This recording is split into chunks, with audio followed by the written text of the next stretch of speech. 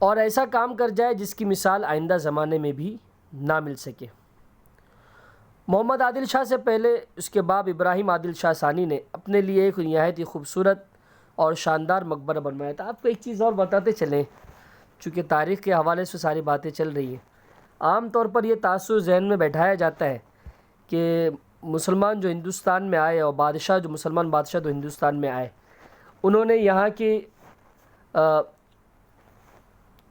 وہ عوام جو مسلمان نہیں تھے، چاہے ان میں سکھ ہوں، عیسائی ہوں، جو بھی ہوں، ان کے ساتھ بڑے مظالم انہوں نے ڈھائے، اور بہرحال یہ کہ بہت سی ایسی لغویات ان کی طرف منسوب ہے جس کا حقیقت سے کوئی لینا دینا نہیں ہے۔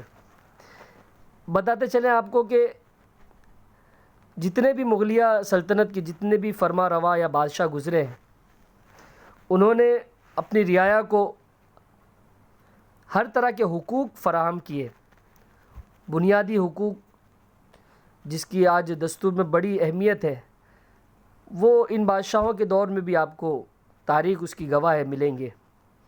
لیکن ایک بہرحال یہ کہ تعصب کی بنیاد پر مغلیہ سلطنت اور اس کے بادشاہوں کو ایک ظالم اور جابر اور خونخوار درندہ کی شکل میں پیش کیا جاتا ہے، حقیقت سے اس کا کوئی لینا دینا نہیں ہے۔ آپ ان کو پڑھیں گے تو آپ کو معلوم ہوگا کہ میں آپ کو ایک اور بتاؤں، ایک بادشاہ گزرا اکبر بادشاہ۔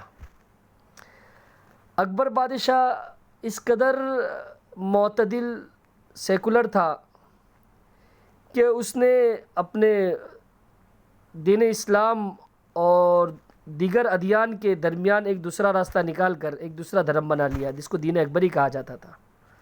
یعنی اس کا میلان دوسرے مذہب کے ماننے والوں کی طرف اس قدر زیادہ تھے کہ اس نے اپنے دین کو بھی لگ بھگ چھوڑ دیا تھا۔ بعد میں وہ تائب ہوا، توبہ اللہ اس نے کیا، اور ساری چیزیں پھر وہ پیش آئیں۔ تو ایسی بہت ساری ڈھیروں مثالیں آپ کو مل جائیں گی جو اس بات کی گواہ ہیں کہ مسلمان بادشاہوں نے ہندوستان میں اگر انہوں نے حملہ کیا اور یہاں پر وہ رہے تو ہندوستان کو انہوں نے بہت سی ایسی چیزیں دی جس کو رہتی دنیا تک یاد رکھا جائے گا۔ محمد عادل شاہ سے پہلے اس کے باپ ابراہیم عادل شاہ ثانی نے اپنے لیے نہایت ہی خوبصورت اور شاندار مقبرہ بنوایا تھا۔ اس کی مثال اس زمانے میں تمام ملک دکن میں نہ تھی۔ یہ عمارت آج بھی موجود ہے اور ابراہیم روضہ کے نام سے مشہور ہے۔ عمارت نہایت نفیس اور دلکش ہے۔ اس کے مینارے بڑے خوشنما ہیں۔ دیواروں میں پتھر کی نازک نازک جالیاں ہیں جن میں کلام مجید کی آیتیں کندہ کی ہوئی ہیں، یعنی پتھروں کو توڑ توڑ کر وہ جو ایک سل جو ہوتی ہے پتھر کی، اس کو تراش تراش کر قرآن کریم کی آیت لکھی گئی ہے۔ بہت سننے میں ایسا لگتا ہے کہ بڑا آسان کام ہے، لیکن در حقیقت یہ ناممکنات میں، خصوصاً آج کے دور میں۔ الغرض صناعی کاریگری اور گلکاری کا یہ ایک نادر نمونہ ہے۔ آج کے اتنا ٹیکنالوجی کے بہتات کے زمانے میں بھی ایسی عمارتیں تو بننا درکنار، اس کا تصور بھی نہیں کیا جا سکتا، اور اگر بن بھی جائے تو وہ مضبوطی اور وہ خوبصورتی اس میں نہیں مل پائے گی۔ ابراہیم عادل شاہ کے انتقال کے بعد محمد عادل شاہ کے دل میں یہ خواہش پیدا ہوئی کہ وہ ایسی عمارت بنوائے جو ابراہیم روضے پر سبقت لے جائے، آگے بڑھ جائے۔ ابراہیم روضے سے زیادہ خوبصورت عمارت بنانا اس کے لیے ممکن نہ تھا۔ اس نے سوچا کہ اپنے لیے ایک بہت بڑا اور وسیع مقبرہ بنوائے کہ دکن کی کوئی عمارت اس کی ہمسری نہ کر سکے، برابری نہ کر سکے، ٹکر میں نہ آ سکے۔ ابراہیم روضہ بھی اس کے سامنے دب جائے اور اس طرح اس کا نام ہمیشہ قائم رہے گا۔ اب گول گنبد کی تعمیر کیسے ہوئی، محل وقوع کیا ہے، وہ اس میں بتا رہے ہیں۔ اس عمارت کی تعمیر کے لیے اس نے ایک بلند ٹیلے کا انتخاب کیا۔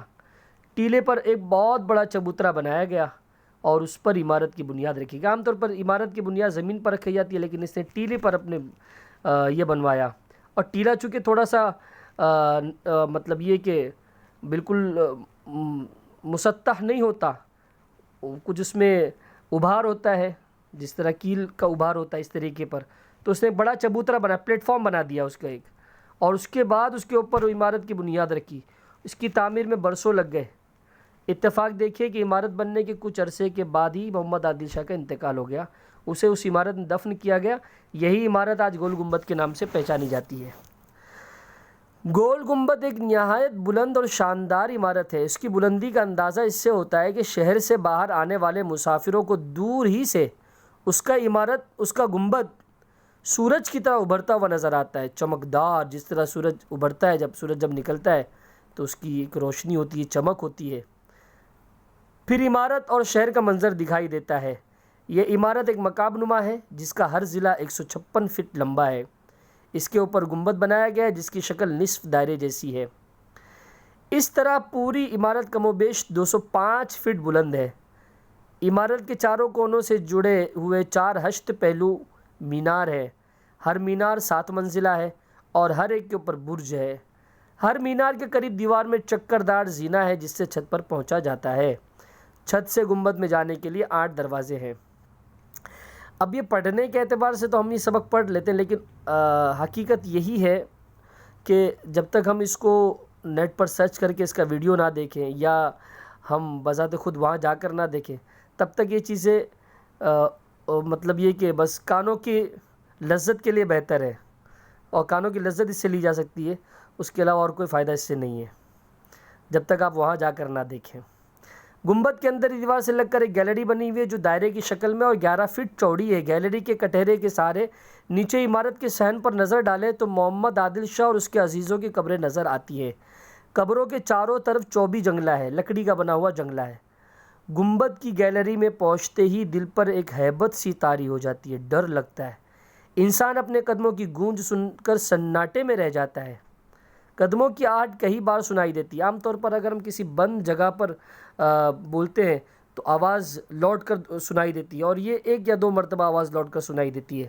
اس کو آواز بازگشت کہتے ہیں۔ لیکن اس گنبد کی خصوصیت یہ کہ اگر آپ ایک بار کچھ بولیں تو کئی بار وہ اس کی آواز آپ کو دوہرا کر سنائی دے گی۔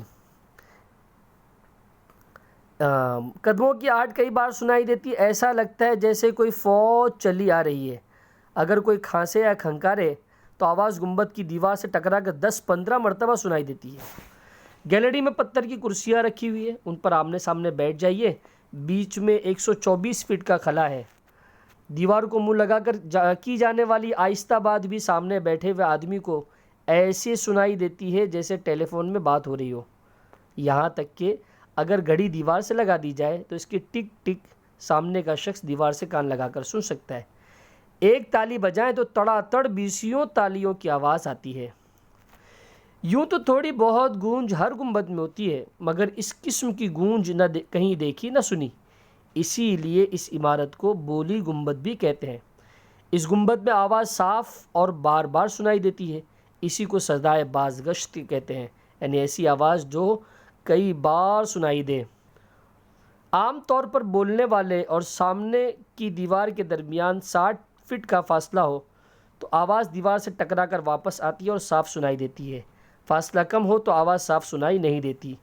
چونکہ بولی گنبد کا اندرونی قطر 124 فٹ ہے، یعنی درمیانی فاصلہ 60 فٹ سے کہیں زیادہ ہے، اس لیے آواز صاف اور بار بار سنائی دیتی ہے۔ گنبد کی اندرونی گولائی 550 فٹ ہے۔ گنبد کی دیواریں 10 فٹ موٹی ہیں۔ اتنے بڑے گنبد کا دیواروں پر قائم کرنا واقعی فن تعمیر کا کمال ہے۔ اتنا شاندار، عظیم اور عجیب و غریب گنبد دنیا میں کہیں اور نہیں پایا جاتا۔